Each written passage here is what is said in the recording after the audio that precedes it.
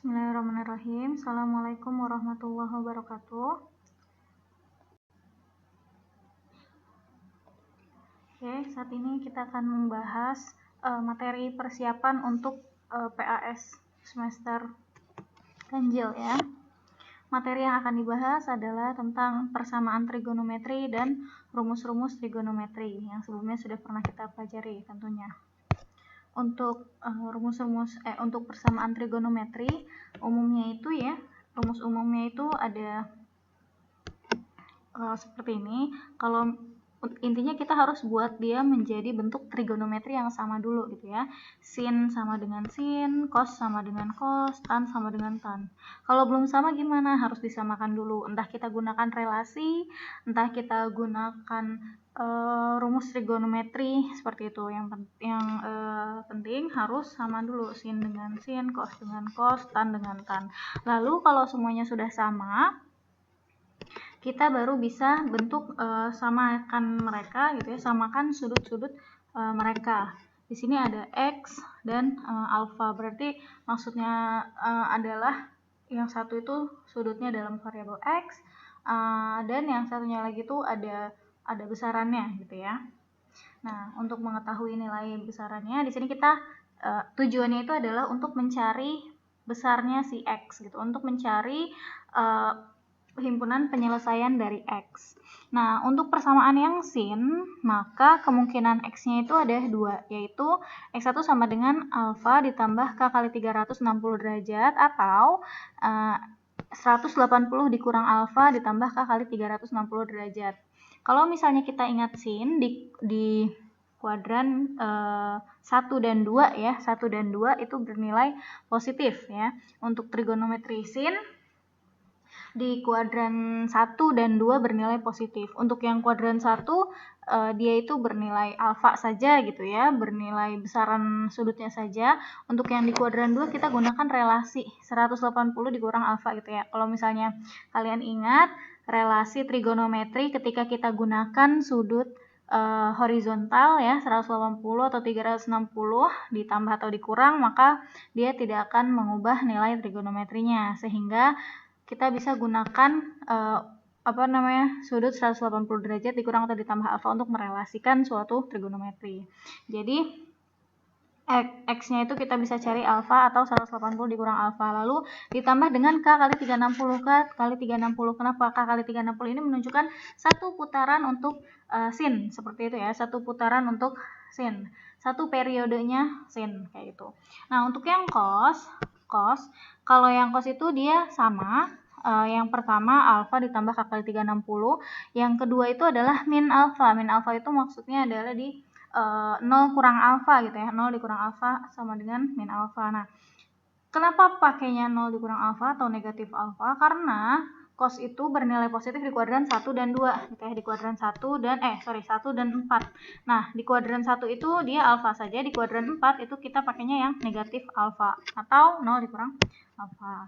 Lalu untuk yang tan, di sini perbedaannya adalah di letak periodenya gitu ya. Kalau tan itu periodenya hanya sampai 180 derajat gitu.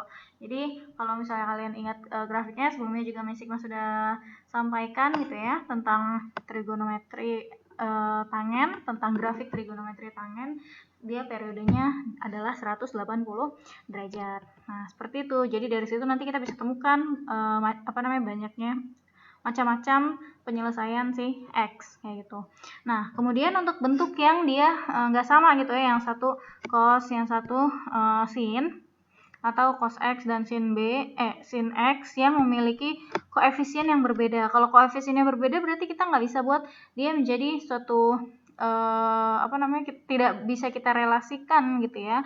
Maka ketika dia punya persamaan cos ditambah atau dikurang X dengan koefisien yang berbeda, maka kita bisa ubah menjadi K cos X min alfa. Dengan K itu adalah apa?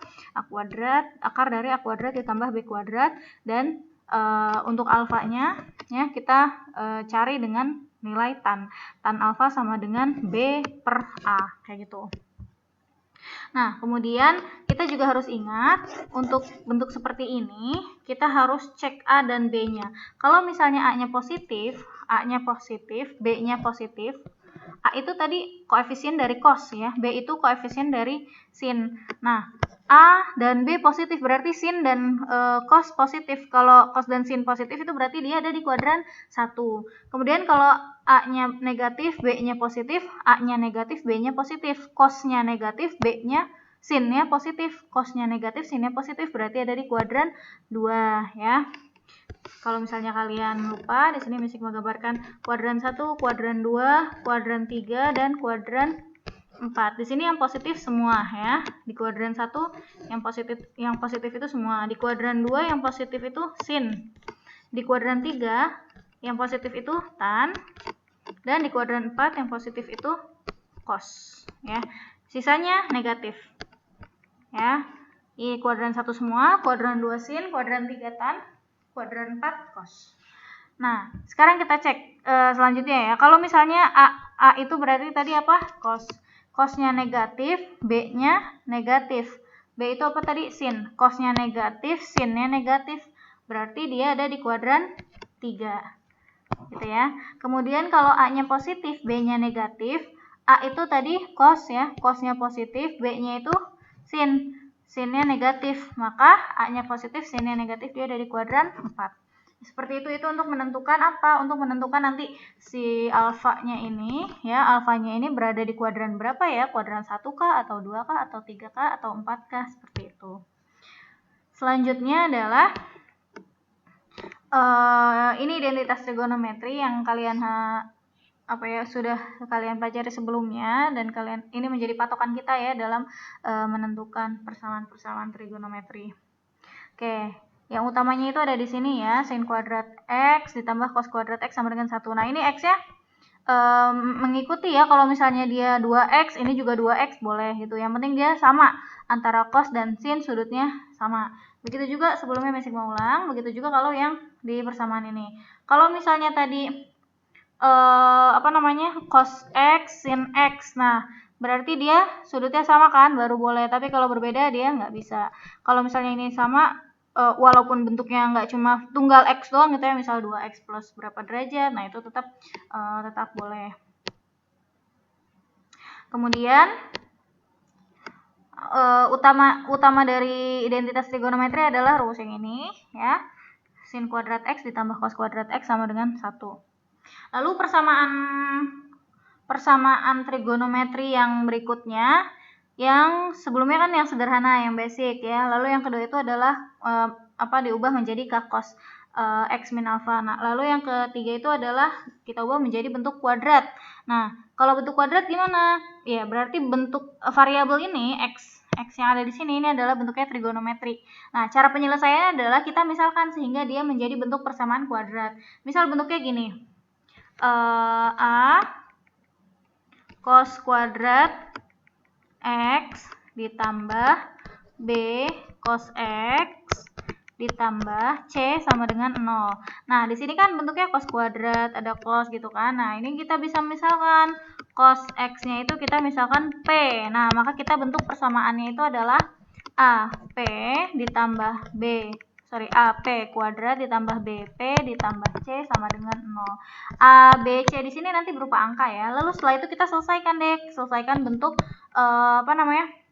selesaikan bentuk persamaan kuadrat dengan menentukan akar-akar persamaan. Ya, kita faktorkan. Nanti di sini P angkanya berapa? Lalu dapat deh P-nya sama dengan sekian. Ada 2 ya, karena persamaan kuadrat berarti penyelesaiannya ada 2. P-nya sama dengan sekian. Nah, baru deh nanti di sini kita dapat nilai, lalu kita kembalikan lagi ke permisalan yang awal. Berarti nanti cos X sama dengan berapa, lalu yang kedua juga cos X-nya sama dengan berapa. Seperti itu. Baru di situ kita bisa temukan X-nya berapa. Jadi kita pertama misalkan dulu, setelah dimisalkan baru deh kita dapatkan nilai-nilai X-nya. Nah, untuk nilai X di sini sin, cos, dan X itu haruslah bilangan real gitu ya, harus ada. Nah, sin X ini nilai dari sin X dan cos X ini adalah antara min 1 sampai 1. Nggak mungkin lebih dari min 1 atau kurang nggak mungkin lebih dari 1 atau kurang dari min 1. Kecuali tan ya. Kalau tan itu dia nilainya dari min ta hingga sampai ta hingga. Seperti itu nilai Y-nya. Lalu selanjutnya itu adalah rumus trigonometri. Nah, bisa kalian lihat sendiri ya, ada rumus jumlah dan selisih dua sudut trigonometri. Ya, sin alfa tambah beta berarti ini sudutnya yang dijumlah, sudutnya yang dikurang, sudutnya yang dijumlah, sudutnya yang dikurang, sudutnya yang dijumlah, sudutnya yang dikurang gitu ya. Itu maksud dari rumus jumlah dan selisih sudut trigonometri. Kalau misalnya di sini alfa plus beta, misal di sini alfanya 3x, betanya 2x, ya sudah mengikuti saja, berarti ini 3x, ini 2x, 3x, ini 2x gitu ya. Jadi nggak mesti variabel tunggal yang menjadi sudut yang mau kita tanya itu, bisa jadi dia variabel yang lain. Tinggal kita ikutin saja alurnya seperti itu. Kemudian di sini ada kalau yang sin itu adalah sin cos sin gitu ya. Kalau sin A plus B berarti sin A cos B ditambah cos A sin B. Kalau cos A min B berarti sin A cos B dikurang cos A sin B. Kalau cos dia kebalikan ya, cos A plus B. Cos itu rumusnya cos sin ya. Kalau misalnya dia A plus B berarti cos A cos B dikurang sin A sin B. Nah, terbalik ya kalau di cos ini. Lalu kalau misalnya cos A min B berarti dia cos A cos B ditambah sin A sin B. Gitu. Lalu untuk yang tan, kalau tan A plus B, kalau misalnya kalian lupa tan A plus tan B, kita ingat rumusnya aja, rumus identitasnya ya. Tan itu kan sama dengan sin per cos. Sin X per cos X. Nah, nanti kita gunakan dasar ini sehingga kita dapat kesimpulan rumus seperti ini. Kalau misalnya tiba-tiba kalian lupa, ya kalian cari dulu sin A plus B per cos A plus B. Kalau misalnya kalian ingat rumus tannya langsung, ya tidak masalah. Bagus, seperti itu. Nah, untuk yang tan, itu adalah tan A tambah tan B per 1 dikurang tan A tan B. Lalu kalau tan A dikurang B adalah tan A dikurang tan B per 1 ditambah ini tan A tan B ya. Tan A tan B. Ada yang kurang di sini. Oke, seperti itu. Lalu selanjutnya rumus sudut rangkap trigonometri. Sebenarnya ini sama nih seperti ini ya. Sudut rangkap trigonometri itu adalah kalau misalnya kalau yang di sini kan dia alfa dan beta berbeda gitu ya. Nah, tapi kalau sudut rangkap itu dua-duanya sama, alfa tambah alfa gitu. Alfa tambah alfa ya berarti kalau alfa tambah alfa kan 2 alfa. Berarti di sini alfa, di sini alfa. Jadi ini sama sin alfa cos alfa ditambah cos alfa sin alfa. Berarti jadi ada 2 ya. Jadi 2 sin alfa cos alfa. Begitu juga untuk yang cos.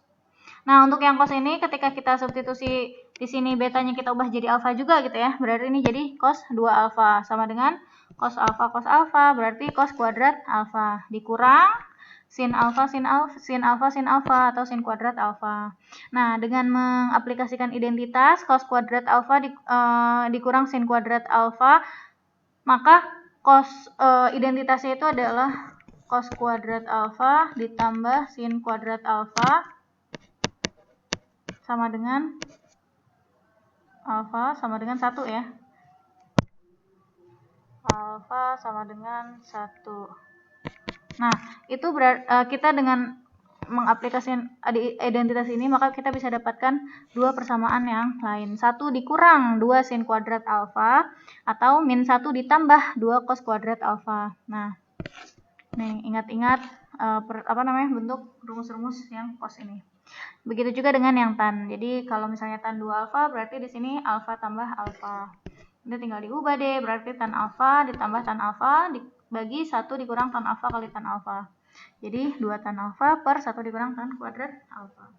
Lalu selanjutnya adalah rumus hasil. Kalau misalnya kalian lupa untuk sudut rangkap ini nggak masalah. Yang penting yang utamanya di sini adalah rumus jumlah dan selisih dua sudut trigonometri ya. Lalu selanjutnya itu adalah rumus hasil kali sinus dan kosinus. Berarti di sini sinus dan kosinusnya dikali gitu ya. Ya, dia ada sin kali cos atau cos kali sin atau cos kali cos atau sin kali sin. Nah, ya yang pertama itu adalah 2 sin cos sama dengan sin plus sin. 2 sin cos sama dengan sin plus sin. Ya. Sudutnya gimana? Sudutnya yang pertama adalah alfa tambah beta, yang kedua adalah alfa kurang beta gitu ya. Untuk sudutnya dia selalu sama seperti ini. Nah, selanjutnya kalau misalnya kosin ya, 2 kosin itu sama dengan sin min sin. Tadi 2 sin cos sama dengan sin plus sin. 2 kosin sama dengan sin min sin. 2 cos cos sama dengan cos plus cos. Min 2 sin sin. Min 2 sin sin sama dengan cos min cos. Oke, ingat-ingat itu nanti akan sering keluar yang seperti ini ya. Ini adalah rumus utamanya. Lalu kalau misalnya ini kan tadi dari perkalian sehingga dia menghasilkan penjumlahan trigonometri. Nah, sekarang kalau dibalik gimana? Dari rumus perkalian menjadi jumlah dan selisih sinus dan kosinus. Nah, untuk penjabarannya sudah pernah Sigma sampaikan di kelas ya, di penyampaian di kelas. Bagaimana sehingga kita bisa mendapatkan rumus-rumus ini gitu ya. Bagaimana sehingga kita bisa mendapatkan rumus-rumus ini. Semuanya bermuara dari rumus yang awal ini. Nah, bagaimana kita cara mendapatkan rumus yang awal ini juga sudah sempat disampaikan di pertemuan pertama di semester 2 ya. Kita menemukan rumus jumlah dan selisih dua sudut trigonometri. Sehingga kita bisa temukan nih semua rumus yang ada di sini gitu. Artinya semua rumus yang ada di sini saling berkaitan gitu ya. Lalu selanjutnya untuk rumus jumlah dan selisih sinus dan kosinus. Di sini kalau misalnya ada sin plus sin, kalian lihat di sini sin plus sin adalah 2 sin cos. Berarti kalau sin plus sin di sini adalah 2 sin cos sama ya. Yang membedakan di sini adalah sudut-sudutnya. Yang membedakan di sini adalah sudut-sudutnya. Sudut yang pertama itu adalah penjumlahan ya, alfa tambah beta lalu dikali dengan setengah. Ya, 2 sin setengah dari alfa tambah beta. Terus yang keduanya adalah pengurangannya alfa kurang beta, jangan lupa dikali setengah gitu. Kalau misalnya kalian sudah ingat bagus, kalau misalnya masih ada lupa-lupa lagi, sering latihan soal insya Allah ingat. Nah, kemudian untuk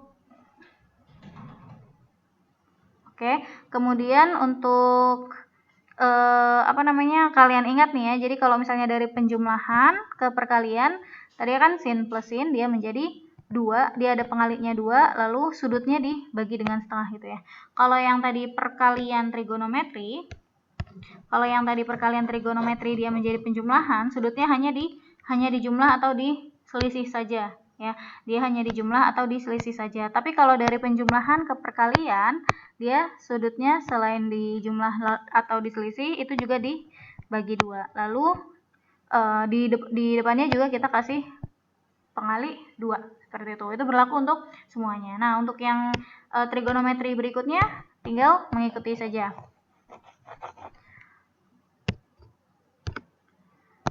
Sin plus sin itu adalah 2 sin cos. Sin min sin 2 kosin, cos plus cos 2 cos cos, cos min 2 sin sin. Seperti itu. Oke. Sampai sini silahkan dikerjakan exercise-nya. Apabila ada yang ingin dibahas, boleh langsung hubungi Miss Hikmah.